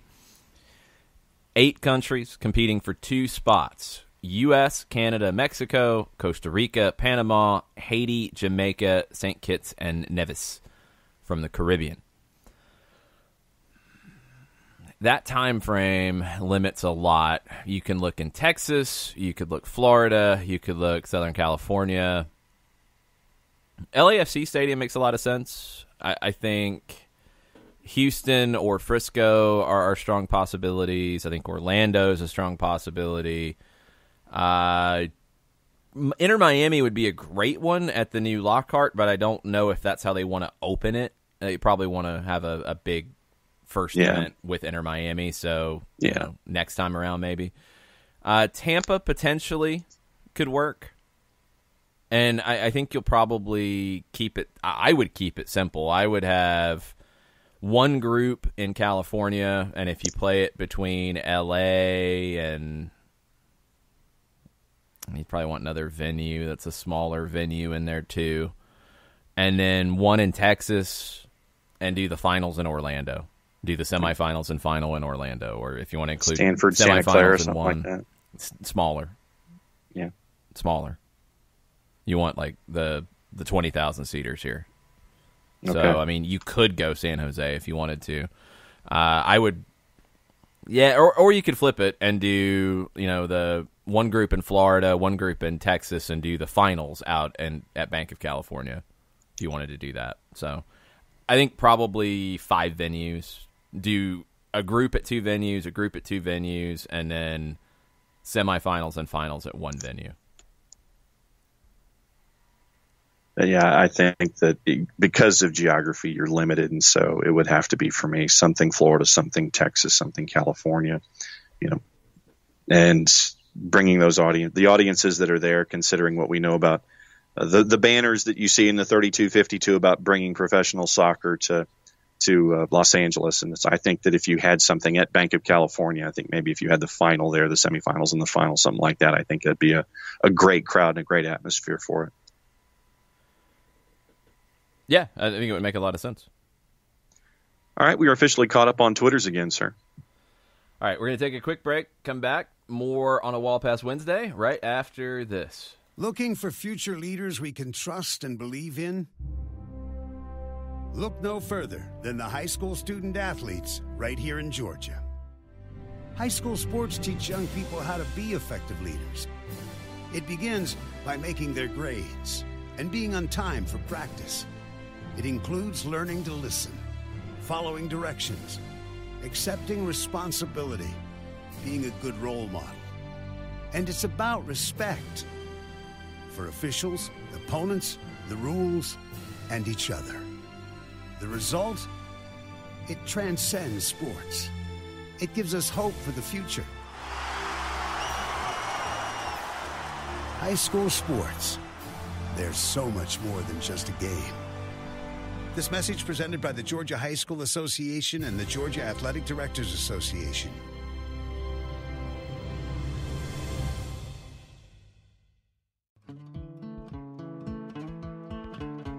Today's show is presented by Appolinsky & Associates, personal injury lawyers with over 30 years of experience, supporters of Atlanta United, Faction, and Inter-Atlanta Youth Football Club. If you've been hurt in a wreck, contact Steve today at steve@aa-legal.com or call in 24/7 at 404-377-9191. The initial consultation is free.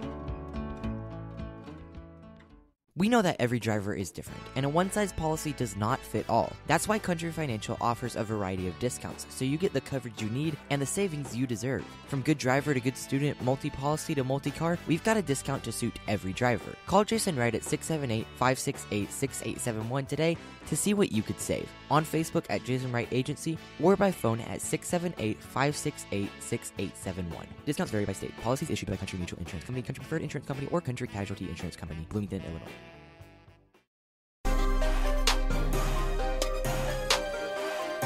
Welcome back. Soccer Down here, November 6th edition.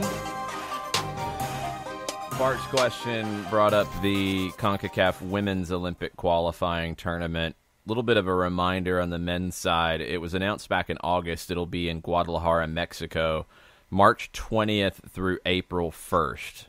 Now, the FIFA international window around that time doesn't include the whole event.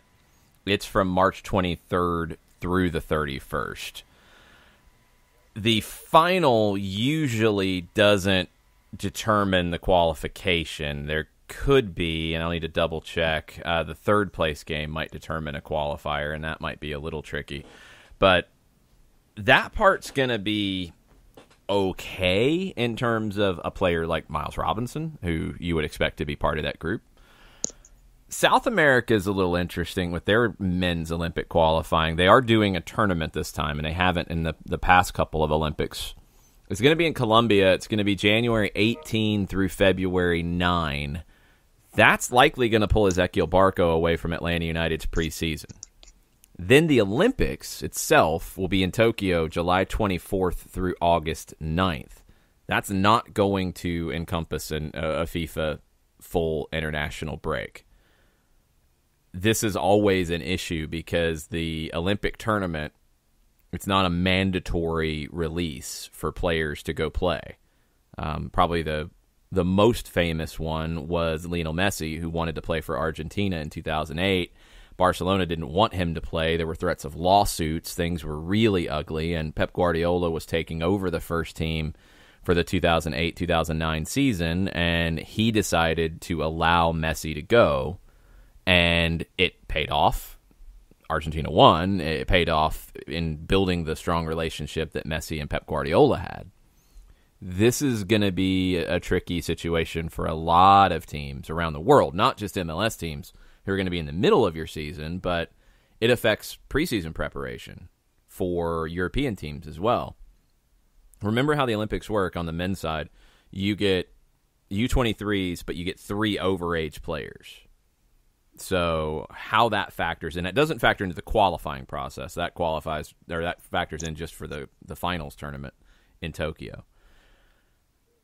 There's going to be conversation among a lot of MLS teams about how to handle the Olympics. I think in the case of Barco and Robinson, if the U.S. and Argentina qualify, you're going to want that experience for those players. It's only going to help them individually. It's going to help their value, which is a big part of all of this, obviously. It is going to hurt you in the short term in that time that they're away. And you're going to have to try to mitigate that. But I think it'd be very hard to not let them go at that point. I don't think you really get much of a win in not letting them go. Now, on the women's side, it is the full senior national teams that play in the Olympics. And Alex Morgan, pregnant now, child expected in April, a baby girl, less than 4 months before the Olympics start. She said yesterday that she's still planning to play. And Vlatko Andonovski said that he's not even going to get into it until after the birth of the baby girl. So that's impressive. I mean, it's still early in the process, obviously. But, yeah, she's not ruling herself out of the Olympics for a July kickoff, and the baby girl's expected in April. And this is not the first time that you have a mom who has come back from pregnancy to come back for international competition. So, I mean, it's there, and I know that a lot of folks would like to see. It's one of the shortest time frames. Right. I mean, yes, they've come back to international competition. That's a definite. Shayna Williams from Lovejoy High School played for Jamaica in the Women's World Cup. She was back in national team training 2 to 3 months after having her first child, but training, not competition. And that's going to be the hardest part of this, is being prepared, like being ready to go from a fitness standpoint, because It's such a short window. So it's going to be a big story with the U.S. women going into the Olympics with, Vlatko Andonovski's first official competition, and star striker race against time to get back into the team for that. Andonovski has his first match with the U.S. women's national team tomorrow night in Columbus. They play Sweden, and they play this weekend as well in Jacksonville. So we get the first taste of what Vlatko's going to do to, I don't know how much he's going to change from Jill Ellis initially, but evolve, I think, is probably the better way to look at it. You're going to see some new faces, but you're also going to see some changes to the way that they play. And Andonovski has been hailed as a great tactician, a great manager, or woman manager in this case, a manager who adapts to what he has and adapts to the opponent. So I'm excited to see it. It's a good taste of it this weekend with the game tomorrow and the game on the weekend. And he's admitted in previous articles, you can't get complacent at any point, and it's a delicate balance of trying to continue what the women's national team has done and trying to put your own stamp on things, and at the same time not trying to upset the proverbial apple cart with what has been built to this particular point in time. Yes, I think that moderation, that's what you're looking at. It's like, all right, you don't want to change entirely too much, but at the same time, you want this to be yours.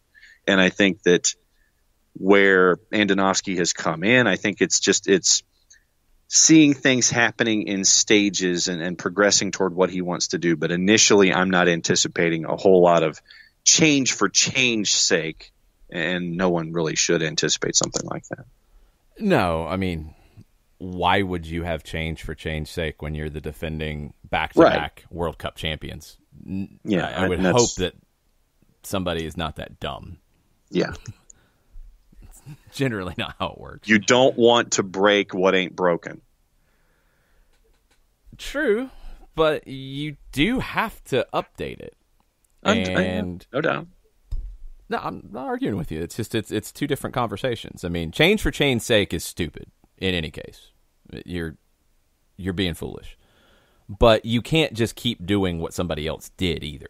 And you can't keep doing it with a player pool that's getting older. You can't keep doing it with, tactics that other nations are starting to challenge you in ways that they haven't before. You can't just keep doing the same thing and expect success, but you also don't just change things just to change things, because that's a waste.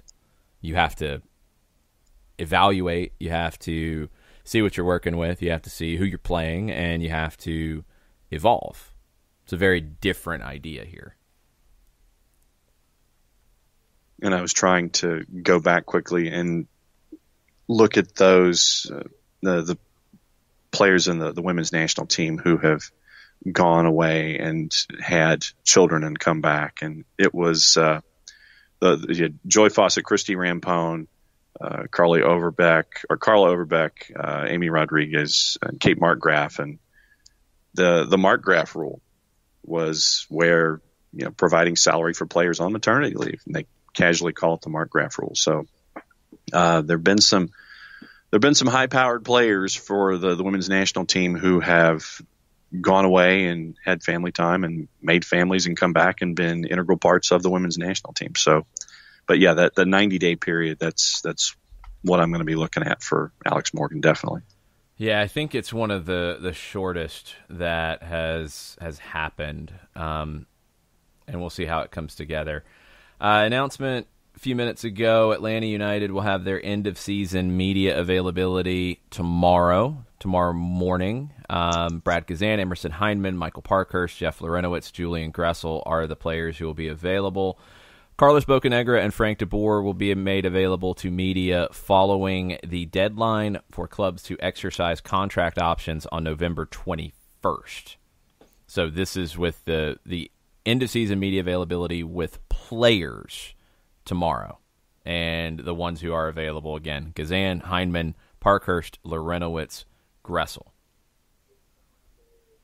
That off-season calendar is starting to kick up here. And that's what I want to get into. Just reminders of how all this is going to go down. MLS Cup on Sunday. Trade window, and we already have trades that have been reported with Nashville. That opens up at 1 o'clock next Monday. Rosters have been frozen for 10 weeks. MLS clubs can sign and trade players. Roster decisions will be publicized by the individual clubs during that time frame. The window closes at 8 o'clock p.m. Eastern Time on Wednesday of next week. That starts the blackout period. That goes through the conclusion of the expansion draft. November 14th is the club deadline to submit bona fide offers. And according to MLS, clubs notify the league office in writing of players who have been extended a bona fide offer. All roster decisions publicized by the individual clubs. November 19th is your expansion draft. It's at 5 p.m. Eastern Time. It'll be live on MLSsoccer.com. Inter Miami, Nashville, they're going to pick 5 players from the eligible player list. That list will be released on November 16th at 10 a.m. Eastern. That will be who is eligible to be selected. You can protect 12 players. There's rules to it about who has to be protected, who's already protected, things like that. But 12 players, you can only lose one. And there are some clubs who don't lose anybody here because they lost somebody to Cincinnati. They're exempt. Atlanta can only lose one player in the expansion draft. There's been some speculation that they're going to lose a bunch of people. No, there's only one guy. And there's only 10 players who are getting picked, period. And a lot of times it's not the players that you think it would be because the expansion clubs don't want to take on a huge salary. They don't want to limit themselves. They're looking for bargains. They're looking for players that can develop. They're looking for depth pieces generally in the expansion draft. So that's on the 19th. November 21st, 1 o'clock Eastern, that's the deadline to exercise options. And MLS clubs notify the league office in writing of players whose options they are exercising. And that after that is when Carlos Bocanegra, Frank de Boer, will speak to the local media. November 25th, 3 o'clock Eastern, that's when the end of the year waivers happens. 3 o'clock on the 25th is when free agency opens. The reentry process, stage 1, is November 26th at 3 o'clock. That's players who don't qualify for free agency. They're at least 23 years old, have a minimum of 3 service years in the league. Contract options were not exercised. Players who are 25 years old have a minimum of 4 service years out of contract, and clubs do not wish to re-sign them at their previous salary. Both of them are available, the younger ones are available at their 2019 option salary. The second group, the 25-year-old, or at least 25, minimum of 4 service years out of contract, they are available for at least their 2019 salary. And free agents who don't want to go through the free agency process, they can opt into the reentry process. I don't think that happens very often. There's a stage 2 for players who aren't picked in the reentry process. That's on December 3rd at 3 p.m. You're basically picking up their rights, and you can then negotiate a new deal. So if you have a player that you like that's in the reentry process and you want to gamble because you don't like their option number, okay, you can wait and try to pick them in stage 2 and then sign them to a new deal because you've picked up their rights. That's the off-season calendar. The upcoming ones to keep an eye on, this trade window starts Monday, runs through Wednesday night.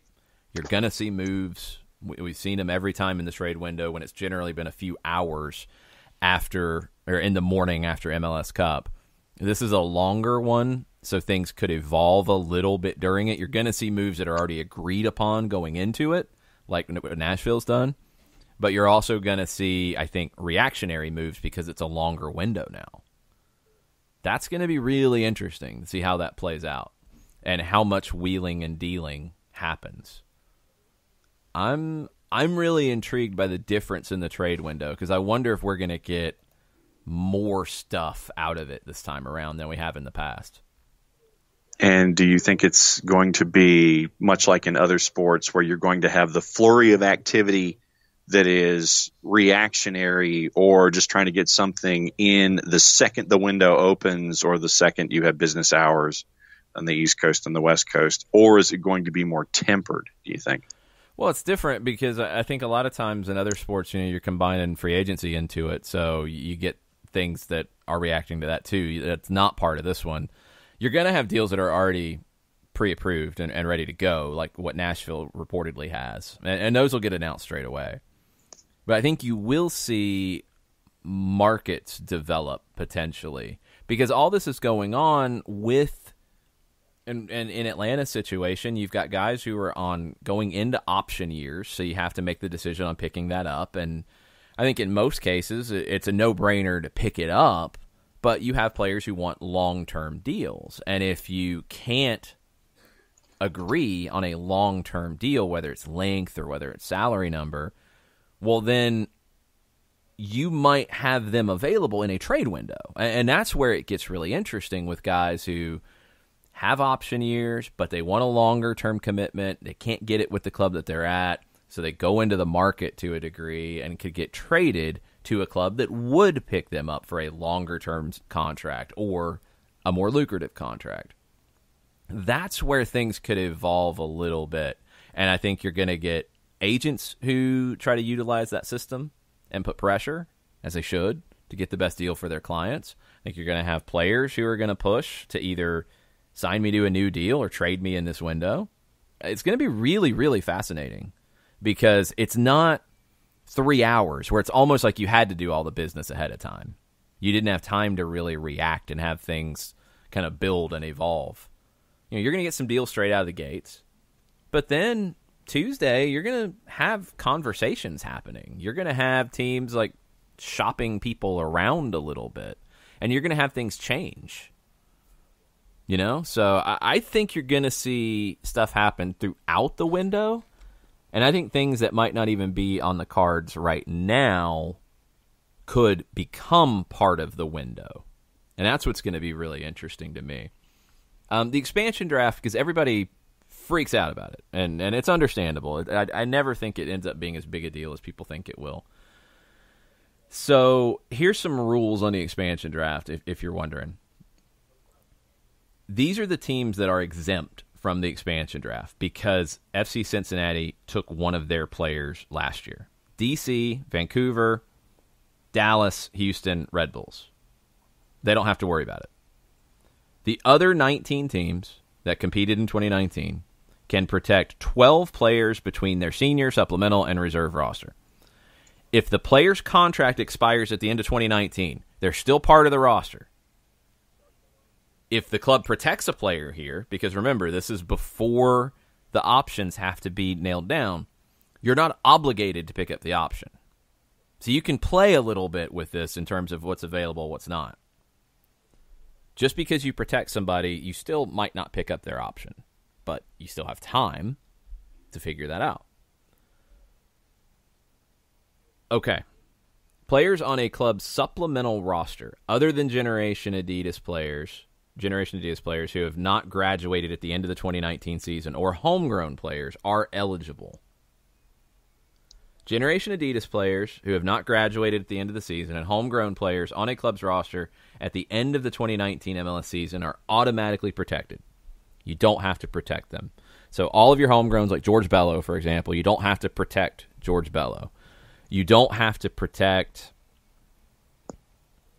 Mo Adams is going to be an interesting one because right now he is a Generation Adidas player, but will he graduate the program at the end of the 2019 season? You're kind of waiting on an announcement. And I would hope that teams know by now who that could be, but he's one that'll be interesting. Miles Robinson signed to a new deal. He is not part of the Generation Adidas program anymore, so you have to protect him. Designated players are not automatically protected. You got to make that decision. If a player has a no-trade clause in his contract, and we don't know who they are, the MLS club must protect them, and it does count as one of the 12 players.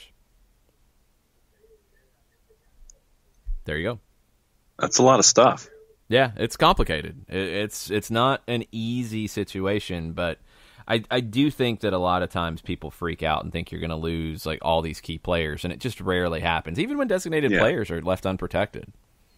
It's a lot of those cases, like the player's not going to want to make the move. They're going to either just, especially an older designated player, they might retire. They might not go to Nashville or Miami. Although Miami and the cachet that I think we're all expecting out of Miami could change that narrative a little bit. Yeah.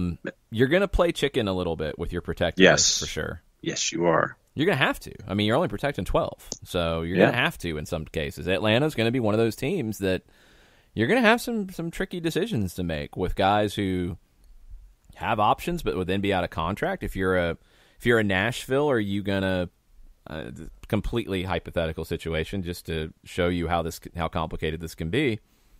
Are you going to pick up Leandro Gonzalez Perez if he's unprotected? And you're like, man, okay, I'm gonna pick LGP here if I'm Nashville because I want to get him. I want to have him on my back line. Well, he's out of contract at the end of the year.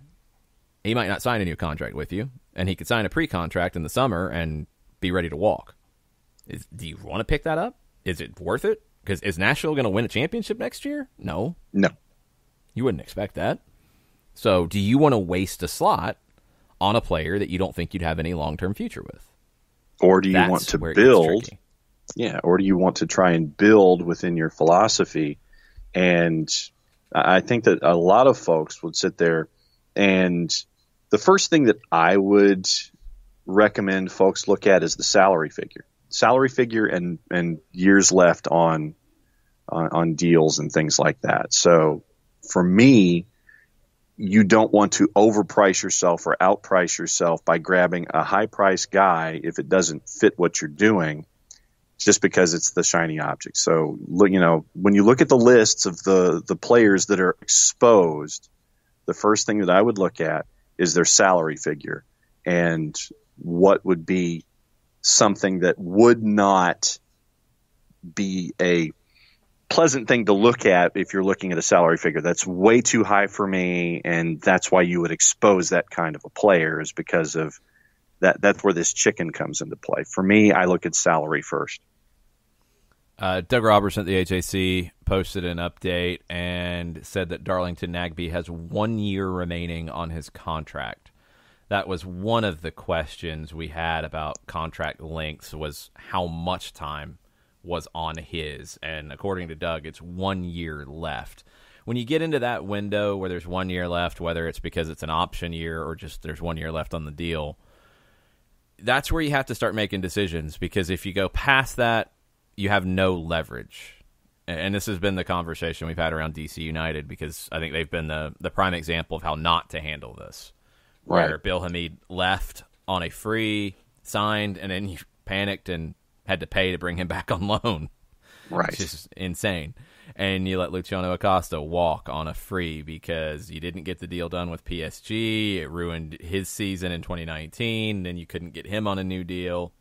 So you got nothing for him. You can't be in that situation. So you've got to make decisions. Do you want to re-sign the player to a long-term deal? Can you re-sign the player to a long-term deal? Is it one where you might have to bite the bullet? Because, yes, it does happen, where you have to take it. You're not going to be able to re-sign them. You can't get the right deal. You need them for the upcoming year, and you do it. You don't ever want to be in that situation, but it does happen. In this case, I don't know. I think you're going to have to figure out with guys who are on options, guys who are going into their last year of their deal in 2020, what the future holds. And part of that is what the future holds at that position, because you do have to look at your overall depth chart as an organization. Do you have players coming through, either young players that are already on your roster, like a George Bello, like a George Campbell, who will be on your roster next year, that you feel like need a year, need 2 years, need development time? Do you have academy players coming through that you think can project into a spot in 2 years and 3 years? All right, because that's going to inform your contracts that you're re-signing now with players who are already here. That's going to inform what you do in the transfer market or in the trade window, because you want to make sure that you are set for the long term. You don't want to make deals in panic mode. You don't want to feel like last minute, oh, crap, I don't have a right back. Yeah. I have to go find one, and now I have to overpay for one. No, you don't want to be in that situation. So Nagbe going into the last year of his deal next year. Julian Gressel, Leandro Gonzalez Perez, options, which, as I've said, you're going to be foolish more than likely not to pick up the option, because you want to get something for them, even if they're not going to be here long term. Pick up the option and move is what you're going to do here. If you can't get them to a long-term deal, you're not going to lose players for nothing. So that's where it gets tricky. Jorge B with a question. There's difficult decisions. Yeah. Let's get Jorge's question. How would you rate MLS VAR comparing it to the Premier League? It seems like they're having more issues with the implementation of VAR that we are currently experiencing. It's better. It's different because you don't have the centralized location. The assignments are different, that type of thing. But, yeah, it's better. You've got 2.5 years first, and they're a few weeks in. So you think back to 2017 where you brought it in mid-season, and, yeah, you had some bumpy situations. 2018, you had some bumpy situations with VAR. This past year wasn't that bad overall. VAR is never going to be 100% perfect, but it should make more calls correct, and I think in MLS it does. In England, they have to just get over themselves a little bit about we're going to do it this way, and we're going to set a high bar, but we're not going to define what the high bar is. And we're going to not have our referees go to the pitch side monitor because we don't want them to look bad or whatever. Like, stop. Get the call right. Stop making it so complicated. They're going to have to do that first. When they can do that, then the system will be better. But until they do that, it's going to be trying to make something more difficult than it needs to be.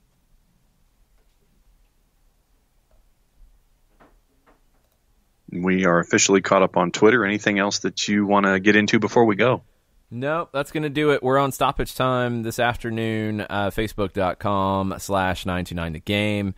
Talking a lot of the MLS stuff and where players stand and kind of looking back at 2019 and looking ahead to 2020 because, as we've said with this calendar, 2020 season honestly starts next Monday at 1 o'clock when the trade window opens because that's when the moves start and that's when things start to get real with what your roster is going to look like. So we'll start to preview that on Stoppage Time this afternoon over on the 92.9 The Game Facebook page, and we'll be back tomorrow morning with SDH on a Thursday Thoughts edition of the show. If we got into something and you think we're wrong, you think we're crazy, you wanted us to dig deeper into it, you want to lead us down another different direction, go ahead and send us a tweet and let us know what you want us to talk about on tomorrow's show. And we'll do that starting at 9 o'clock. Mucho plata, y'all. Mucho plata.